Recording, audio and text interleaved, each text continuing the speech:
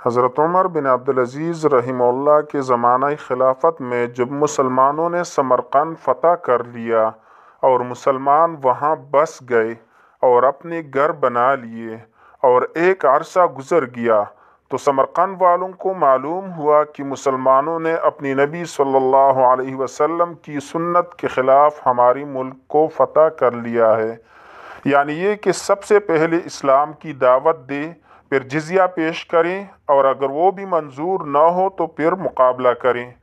لہٰذا انہوں نے حضرت عمر بن عبدالعزیز رضی اللہ عنہ کی خدمت میں چند لوگوں کو روانہ کیا اور انہیں یہ بتایا کہ آپ کی فوج نے اپنی نبی صلی اللہ علیہ وسلم کی اس سنت پر عمل کیے بغیر سمرقند کو فتح کر لیا ہے۔